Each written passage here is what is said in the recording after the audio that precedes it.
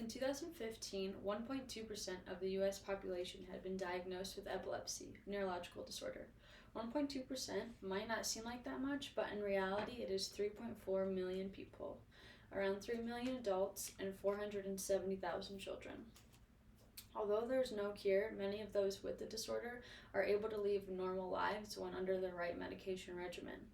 Unfortunately, having an uncurable disorder does leave you at risk for many things, and one of those being SUDEP, sudden death in epilepsy. In 2018, I lost my best friend, Kennedy Mays, to SUDEP. Because of that, I have been doing a lot of research on my own in order to find comfort and be more knowledgeable on the subject. Places like the CDC and Med Healthline Plus have been great resources for that. I'm going to start by discussing epilepsy and what it is.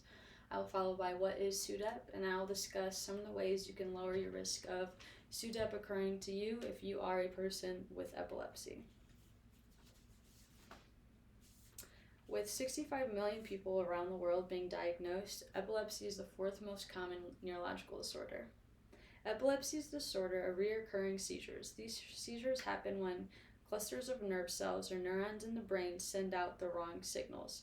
People may have strange sensations and emotions or even behave strangely. They may have violent muscle spasms or lose consciousness, according to medhealthlineplus.gov's 2020 epilepsy page. Seizures within epilepsy can be triggered by many things, and it kind of differs case by case. As listed on everydayhealth.com, some of these are stress and anxiety, an irregular sleep schedule, hormonal changes in women is a huge one, causes a lot of issues for women that are pregnant and also have epilepsy. Alcohol or drug abuse, and overstimulated senses, which I would say this is the most commonly known one, which refers to bright or flashing lights. Although there's no cure to epilepsy, it can be treated through medications and other strategies, such as vagus nerve stimulators, and this is a device that's placed under the skin and electrically stimulates the cells in your neck, and it can slow down your likelihood of having a seizure. A ketogenic diet is a huge one, and that is most common through those that don't react well to medications, and this is a high-fat, low-carb diet, and it usually works pretty well. One that is not as common is brain surgery, because it is more of a high-risk, high-reward type thing, because they go in and actually surgically remove the part of your brain that causes the seizures. SUDEP. SUDEP refers to the name of the death of those with epilepsy that is not caused by injury, drowning, or any other known cause. Around 1.6 cases of SUDEP for every 1,000 people is estimated every year. Most, but not all, cases of SUDEP occur during or immediately after having a seizure.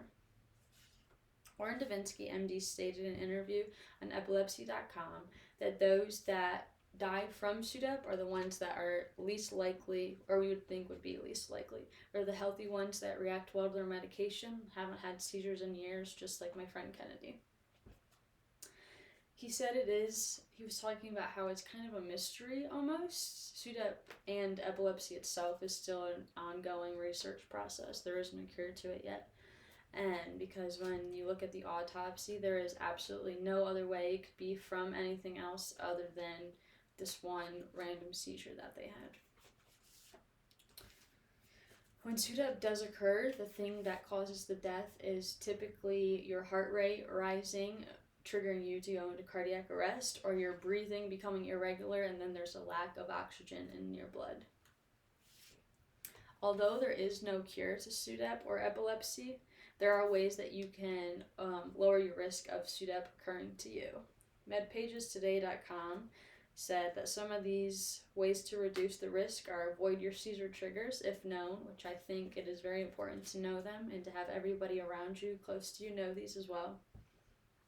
Getting enough sleep, as I previously stated, having a regular sleep schedule is huge. Train those close to you of proper seizure first aid, just so they can know when they are going to happen. If it does happen, they can get you to a safe place and make sure that nothing else harms you.